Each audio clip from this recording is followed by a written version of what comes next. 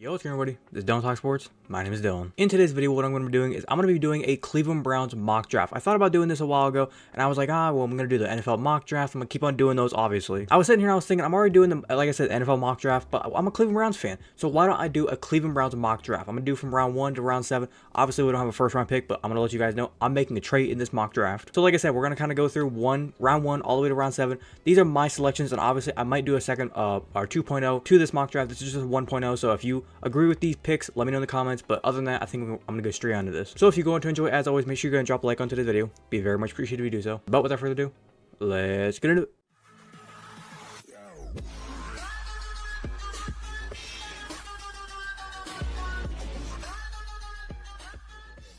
Now, before I go any further, I want to go and let you guys know this website here that I'm using, NFL Mock Draft Database Simulator. If you want to go do your own little mock draft for yourself, I'll put a link to this website down in the description below. So if you want, like I said, want to go do your own mock draft, feel free to do so. But first up, like I said, we have the Cleveland Browns. I'm only going to be doing the Cleveland Browns mock draft. Like I said, I did an NFL mock draft, a 1.0. If you want to check out that video, I'll put that link or annotation or up there in the annotation. So if you want to go check out that video, feel free to do so. Well, we can see the Cleveland Browns draft picks. We have pick 54, 85, 135, 155. 205, 208, and 228. But like I said in the intro, we're going to be doing a trade. So I already have it kind of pulled up. I'm going to be trading with the Indianapolis Colts for their 15th overall pick. And it went through. It's approved. We're going to be trading our 5th round pick, our 135 for this year, 2024, and our 2025 first round pick. I tried to do the second round pick. It wasn't going through. First round pick, it kind of makes sense when you're trading into the first round without giving up anything within your own that 2024 first round. It makes sense. You got to give up first round. So I'm officially making that trade. So now we are at the 15th overall pick, and so everybody knows what this website works. It kind of just goes by like whatever every team needs, and then just kind of gives them the players. It could just give every single player 1 through 14 to every single team in that order, and then just from there I'm left with whoever left, or it could possibly give whoever it feels like. So without further ado, I'm gonna hit start and let's see what happens. See, right off the bat, we already got Caleb Williams not even being selected. Like this is where we live.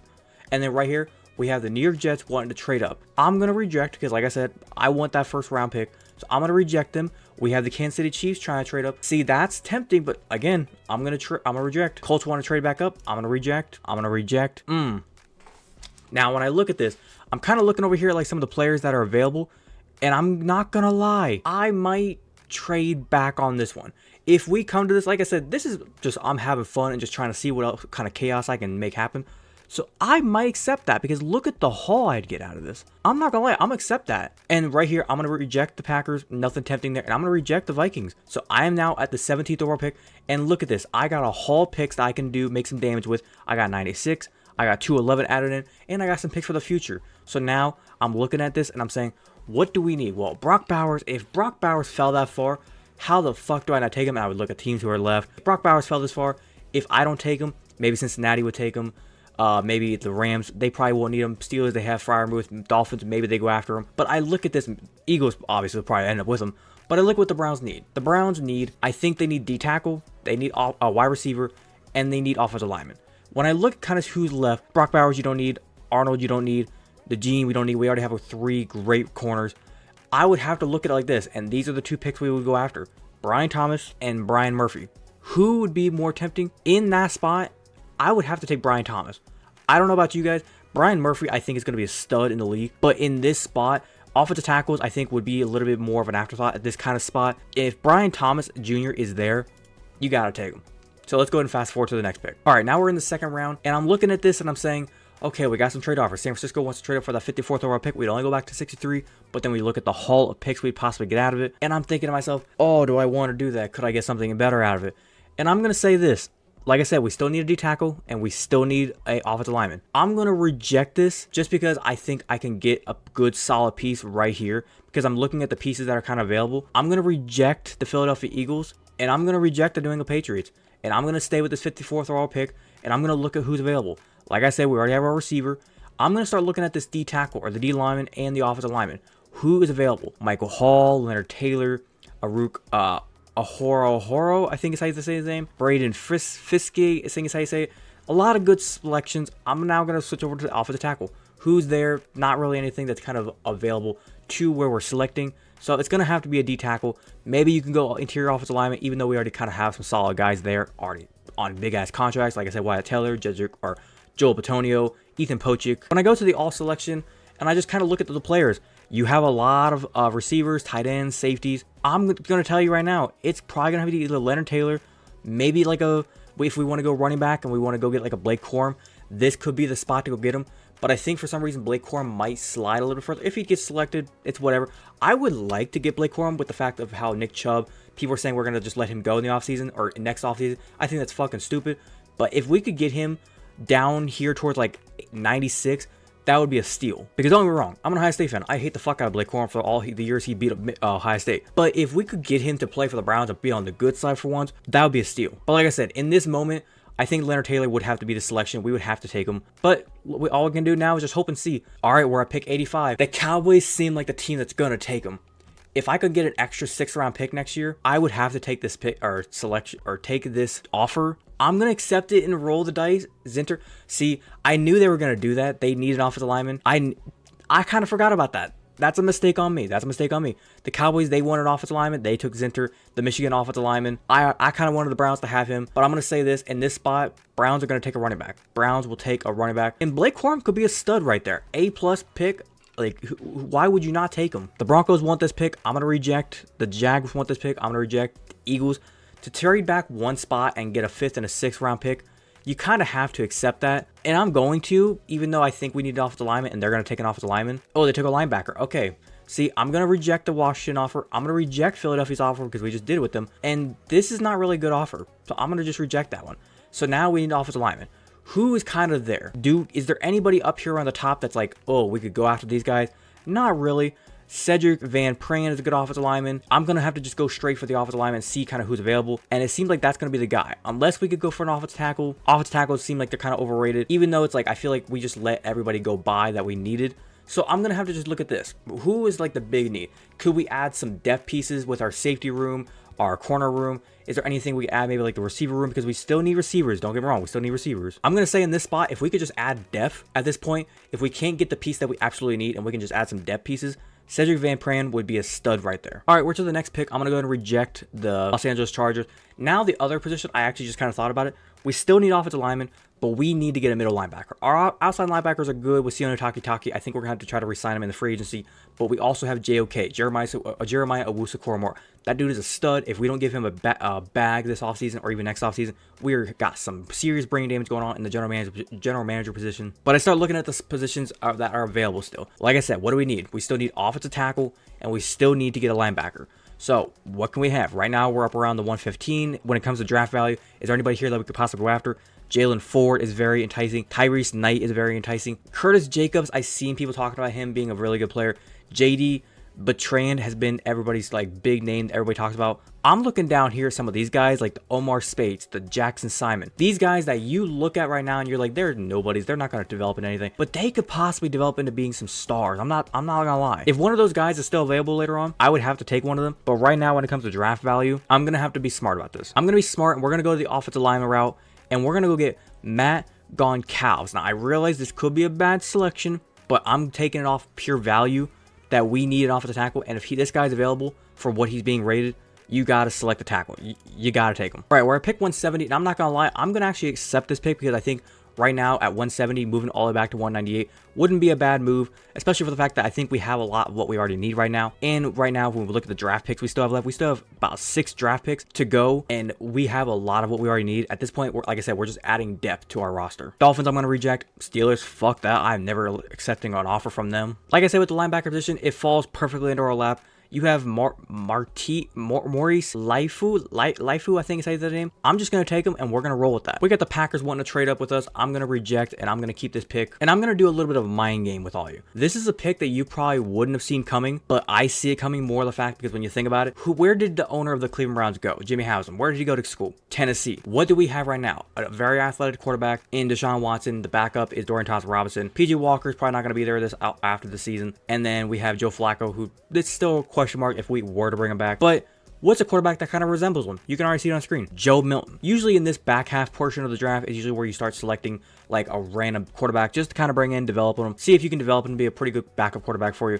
And I think the Browns, they would not turn their eyes to that option. We are on the clock again at 205. We got a couple of rapid fire picks in 205, 208, and 211. I'm curious to see if any team would want to trade up with those picks, take them away from us. But Let's see what we can do. I think in this spot, I've seen some people talking about, is that Darius Smith going to sign back with us? He might be going for a bag somewhere else if Cleveland can't give him the bag. And we're going to need to get a running partner with Myles Garrett. We've been drafting a couple guys over the off seasons and even throughout the draft the past 2 to 3 years to try to get somebody across from Myles Garrett. We tried Jadeveon Clowney the 1 year, Darius Smith last year. We need to get somebody to the draft that can be a running mate with Myles Garrett. And if you look down here, you got this boy Brennan Jackson. If somebody like him is available, why wouldn't you take him? I'm looking at some of the other guys. You got Jalix Hunt, I think is his name, Jalen Harrell, Braden McGregor. This is going to pay me to do, but I might go with one of these Michigan boys. Eeny, meeny, miny, mo, we'll go with, let's say, McGregor. And just like that, we're selecting again, and I'm kind of looking at the guys, and I'm thinking, what do we need? What do we need? We have receiver, we got a defensive lineman, we got an edge guy, we got a linebacker, we got an interior offensive lineman, we got an offensive tackle, we got a quarterback, we got a running back. We basically got everything we need. 3 picks left.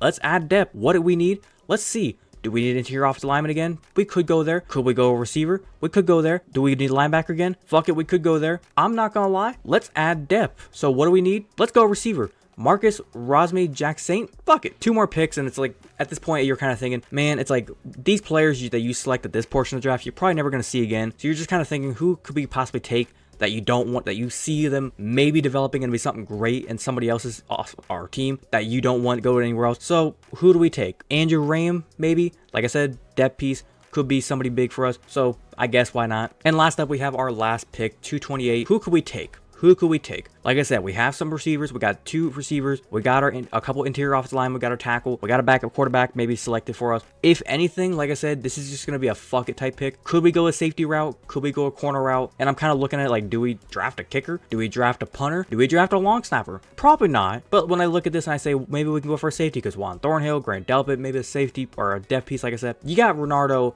Green there. Why not? At that point, why not? But let's go ahead and let the draft end it out, and then we'll kind of go through review all the draft picks that I, did for the Cleveland Browns. So now that the actual draft is done, let's go ahead and review everything we did. First up, we have all my trades that I did, and we can kind of review everything that I got in return versus everything that I had to give away. Stuff that I had to give away: a 2024 5th round pick, a 2024 1st round pick, my 15th pick that I got from the Colts. I had to give away a 3rd round pick, another 3rd round pick, and another 5th round pick. Stuff that I got back in return. This is stuff that I can kind of look at as like, I helped Cleveland in the long run. Like I said, we had the 15th pick, traded away, went back to 17. Stuff that we got back, I was able to get a 96 pick that I eventually, I think, had to trade away, to the Philadelphia Eagles. But stuff that I never gave away: pick 211, I was able to get that. I was able to get pick 87. I was able to get pick 97 that I didn't trade away. Pick 170 that I didn't have to trade away, and I also got pick 189. And then for 2025, we got a 2nd round pick, a 6th round pick, and another 6th round pick, as well as another 6th round pick down here from the Buffalo Bills. So when you kind of look at what I did when it came to trades, I helped Cleveland a lot. And when it comes to the actual draft picks that I did,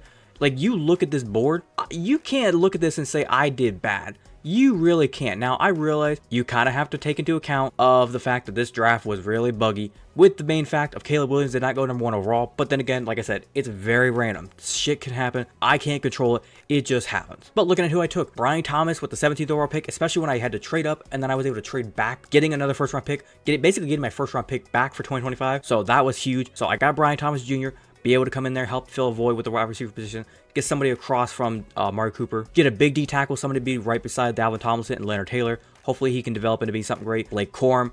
We already have Nick Chubb. Like I said, Nick Chubb is our stud. If Nick Chubb, for some reason, Andrew Berry decided to let him go after the season and decide, oh, running backs, we don't pay them anymore in the NFL, let him walk, I'm going to, first off, slap Andrew Berry across the face. And then second of all, Blake Corum, hopefully he can develop into being the new stud in Cleveland. Cedric Van Pran could be a backup rotational piece for offensive lineman in case if Joel Bitonio, Wyatt Teller, or Ethan Pocic ever go down. He can step in to be a rotational kind of backup for offensive lineman, be a depth piece. I wanted to take a tackle somewhere earlier on in the draft because Jedrick Wills, he's on the last year of his contract. I don't think we're going to be paying him anything. We're just going to kind of let him ride it out, and then we'll let him walk. And we need an offensive tackle badly. But the rest of our offensive line, like I said, we have Jack Conklin on the right tackle position, Wyatt Teller, Ethan Pocic, Joel Bitonio. It's that left tackle position. It's very hazy over there. Maybe Matt Goncalves can come in, take over that spot.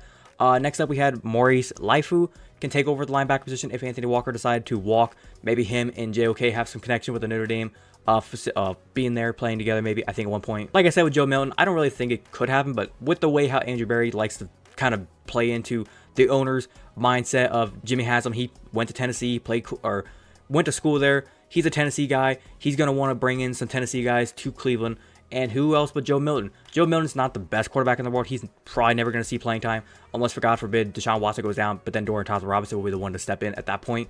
Joe Milton is just going to be a good, fun piece, maybe to just bring in, see how he does. Braden McGregor was a good piece to bring in, an edge guy, somebody to come in, help get some rotational spots behind Myles Garrett, and then whoever is the next guy. If Ogbo Okoronkwo is our other edge guy, maybe just Braden McGregor can be somebody to sit behind and learn from those two. We got Marcus Rosemary Jack Saint, I think is how you say the name, wide receiver from Georgia. He can be a great depth piece when it comes to the wide receiver position. Somebody to learn behind, like I said.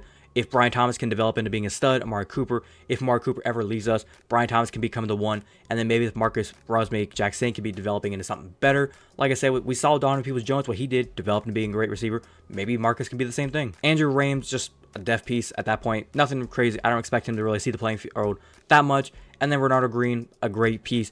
Could develop into being something, but just a safety depth piece, I think, at that point. And if you're curious, like I said, this draft was just very funky. You can see the way it went. Romeo Oduzzi going to the Bears, number 1. What the fuck? Caleb Williams, Marvin Harrison Jr. went to the Titans, number 7. What the fuck? Caleb Williams went number 12 to the Denver Broncos. What the fuck? But after all that, that's going to do it for my Cleveland Browns mock draft. Like I said, this is a 1.0. If you want me to do a 2.0 at a later date, kind of more toward April, I can maybe do a 2.0 then. Well, obviously, we need to see like the combine, the pro days, see more stuff. This is like a pre-pro day combine type of mock draft for the Cleveland Browns.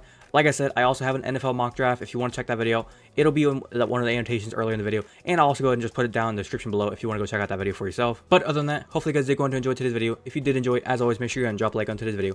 Be very much appreciated if you do so. If you wanted to watch the entirety of today's video, thank you very much. And like I said, if you have a different opinion on any of these draft picks that I have for the Cleveland Browns, I'm a Cleveland Browns fan. This is just me kind of going through, giving players to the Browns that I think we would use well and players that would work well with the system. If you're a Browns fan as well and you disagree with any of these draft picks or agree with me, let me know down in the comment section down below as to what you think about any of these players, or if you have a different player in mind that you want the Browns to select. Like I said, leave it in the comments, we can talk about it. If you're a fan of the content that I do post here and you want to go and hit that big red subscribe button, feel free to do so, and do not forget to hit that little notification bell to be notified the second I post. But without further ado, this has been Dillon Talk Sports.